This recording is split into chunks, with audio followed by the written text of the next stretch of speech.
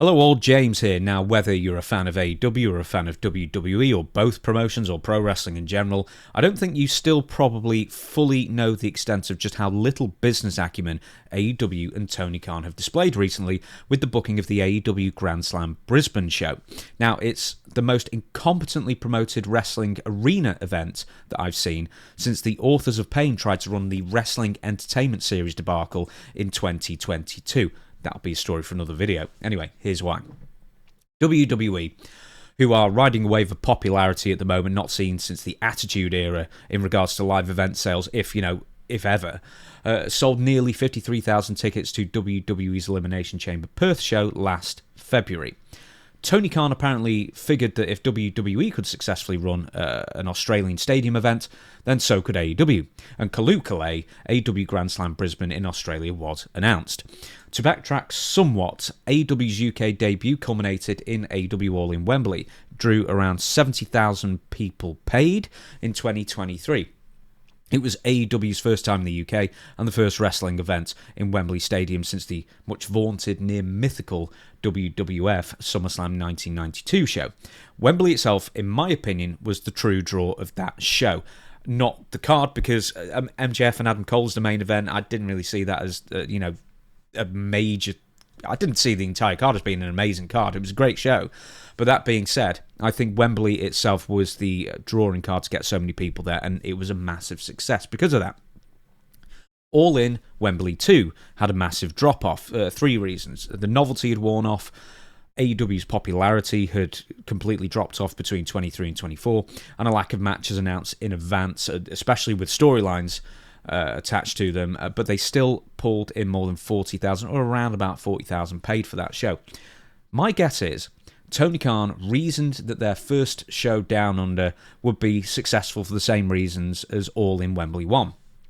Australia is a virgin territory, and the Australian fan base is starved for live wrestling, which would be the correct thought process if the wrestling promotion in question was WWE.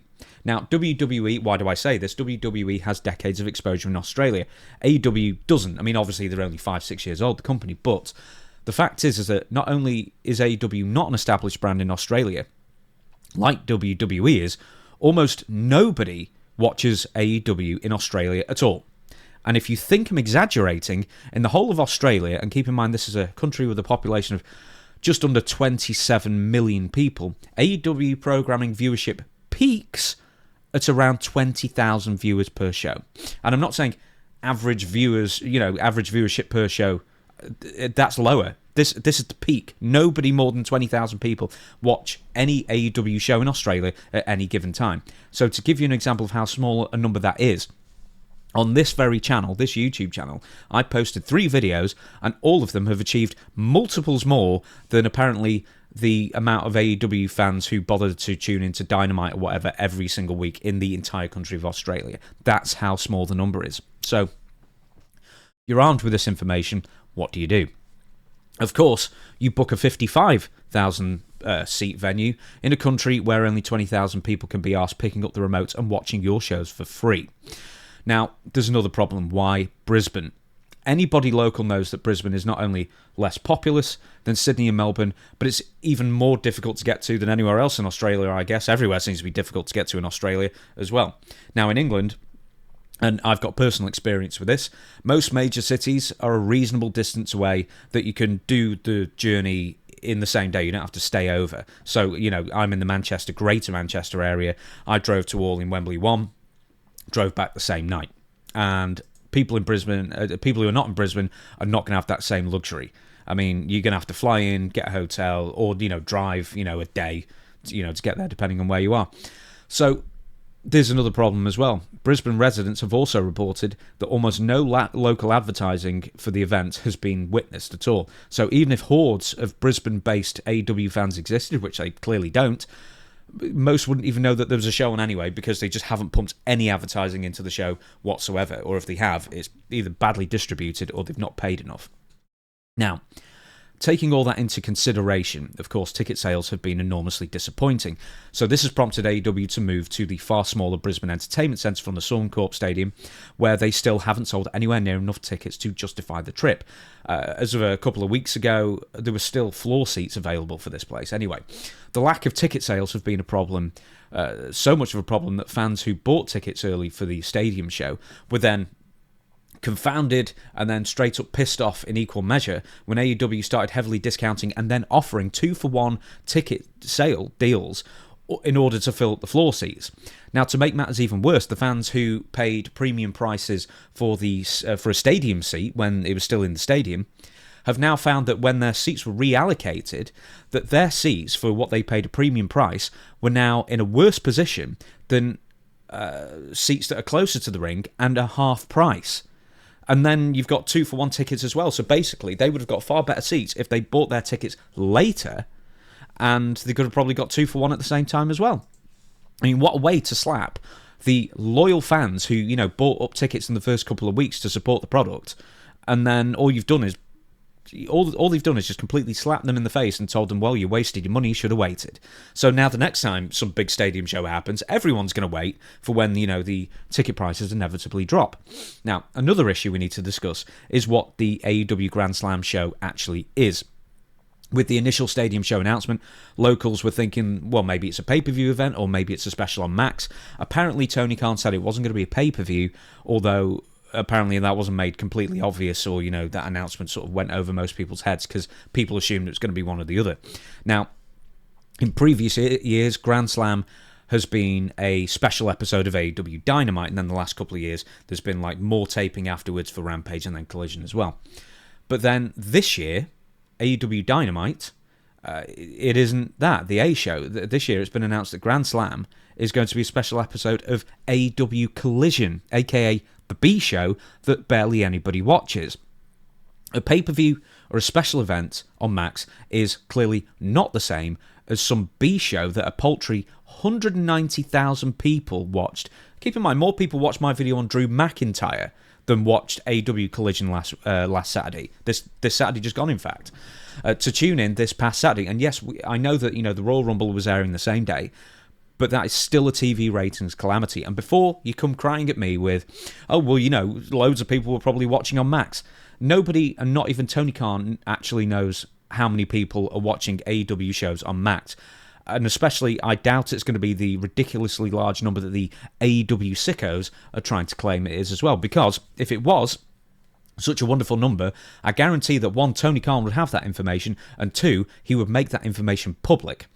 And speaking of United States viewers, up until a few days ago, nobody even knew when or where or how Grand Slam was actually going to be airing. Turns out it's going to be after NBA All-Star festivities on Saturday. I'll get to that in a minute. But so we have a show that's been horribly advertised in a country who doesn't watch AEW, in a city that's hard to get to, with nobody knowing when or how exactly the show is airing.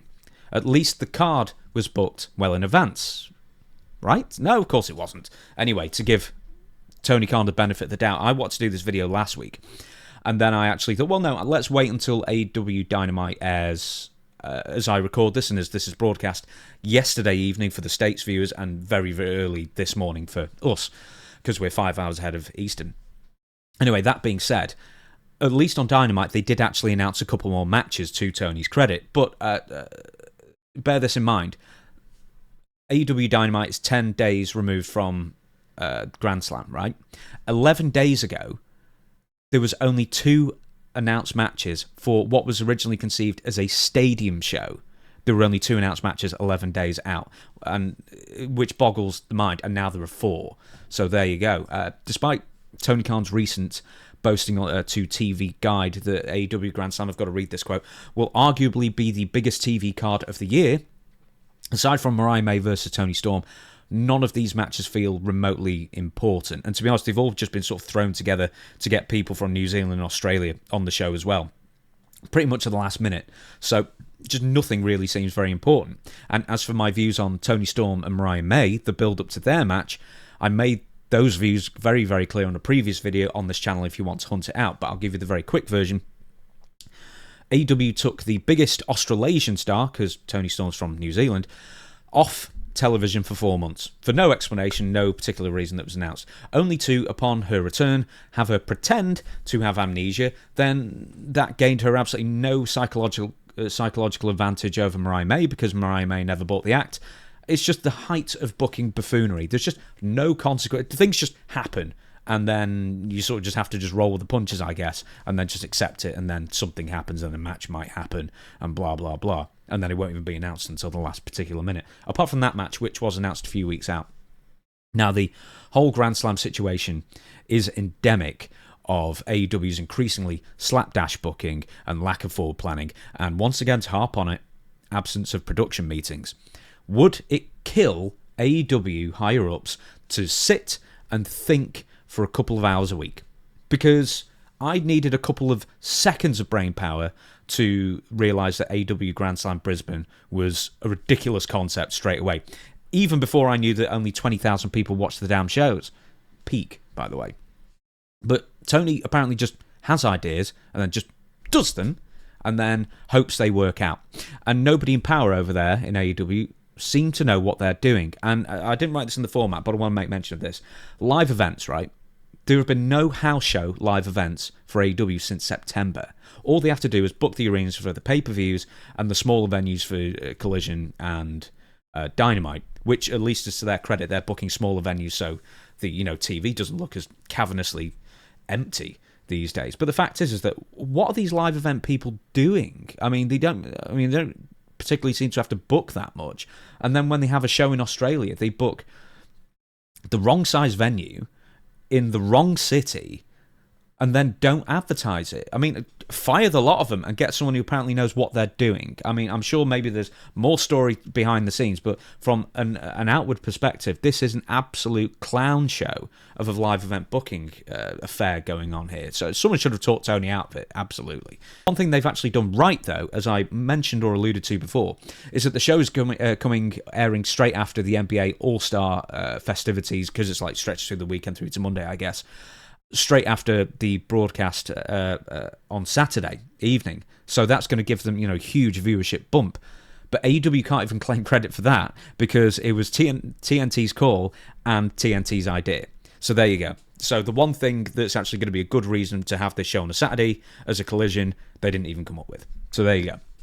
If you enjoyed this video, give us a like, give us a comment, give us a subscribe. Let me know in the comments if you agree with me and you're shaking your head at me, but you know I'm right. That being said, if you enjoyed this, I'll see you for the next one.